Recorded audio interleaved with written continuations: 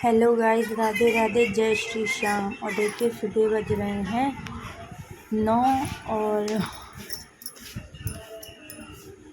मैं तैयारी कर रही थी। आज मुझे जाना था सुहागलों में, लेकिन नीचे देखा तो कल जो देवर जी के करंट लग गया था, जिनका तार वार था, वो आए थे। शायद सॉरी बोल रहे थे, अपनी गलती मान रहे थे, क्योंकि हम लोगों ने कंप्लेन करी थी तो उनको पता चला होगा, तो वो आए थे और बात को फिर ख़त्म कर दिया। और देखिए काम मेरा सारा फिनिश हो चुका था, झाड़ू वाड़ू सब लगा चुकी थी और नाश्ते की तैयारी भी कर ली थी। फिर नहाने चली गई थी।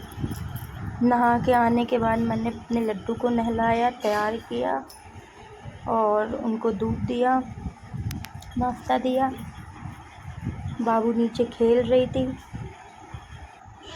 और ये रही साड़ी मेरी, जो कि आज मैं पहनूंगी।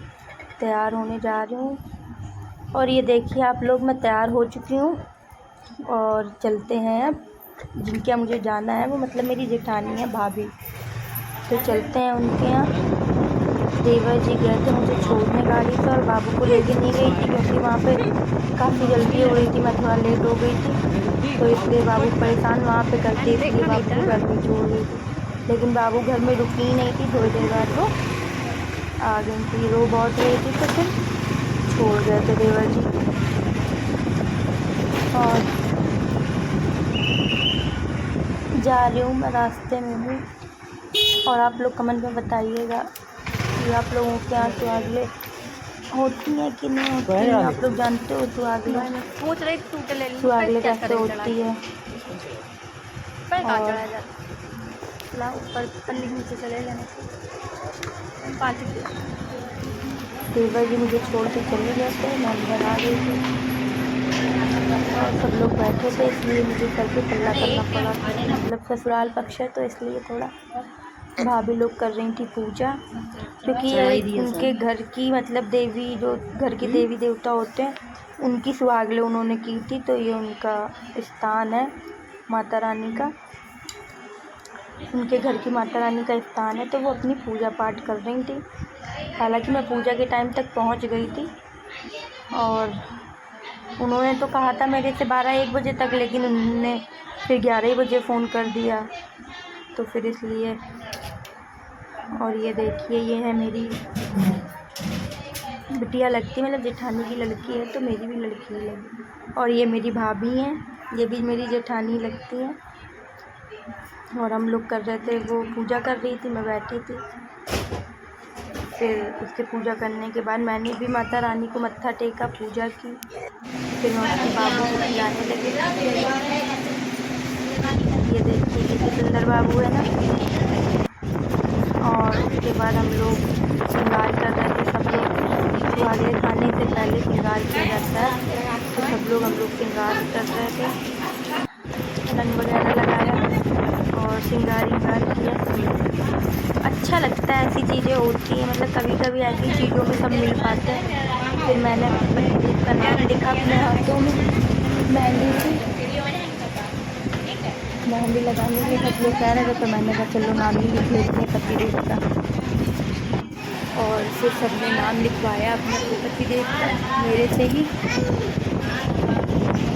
उसके बाद सबने श्रृंगार किया। उसके बाद देखिए सब लोग कर रहे थे, कोई भाभी है, कोई दीदी है, कोई नंद लगती है, सब मतलब ससुराल पक्ष से। उसके बाद हम लोग सुहागलों में जो बना था, कढ़ी चावल, पूड़ी, गुलगुले, पकौड़ी, रोटी, सबकी थाली लग चुकी थी और सब लोग खाना खा रहे थे। खाना के मतलब वही सुहागलों, हाँ खाने ही कह लो। और आपको पता है, जब व्रत रहो ना सुहागलों का, तो ऐसा होता है कि खाते टाइम तक भूख बिल्कुल मर जाती है। केवल प्यास इतनी ज़ोर से मुझे तो लग रही थी, मैंने तो कम से कम 8-10 गिलास पानी पिया था।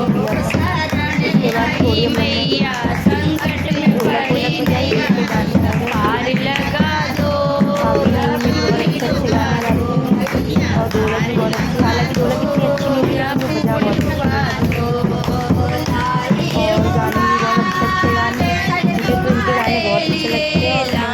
मतलब ये भजन कीर्तन यहाँ मतलब होता है ना, मुझे बहुत अच्छा लगता है।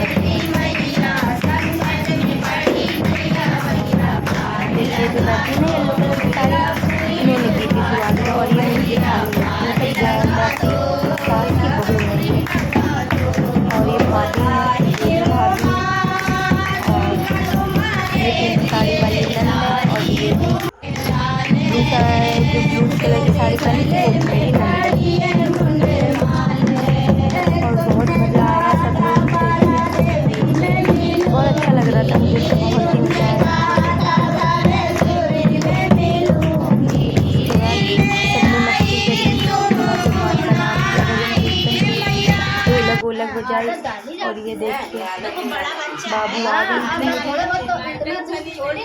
मंजीरा बजाने, मंजीरा बजा रही थी।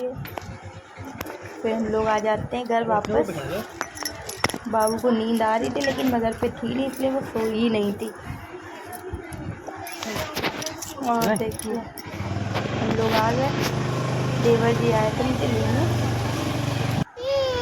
और फिर हम लोग आ जाते हैं उनके घर से अपने घर के लिए। ज़्यादा दूर नहीं था, पास ही में एक गली छोड़ के। देखिए घर आ गए। मम्मी पूछ रही थी कौन कौन आया था, क्या था, पूछ रही थी। और लाइट नहीं आ रही थी तो गर्मी बहुत थी। चैनल लाइक शेयर कमेंट कर दीजिएगा, चैनल को सब्सक्राइब कर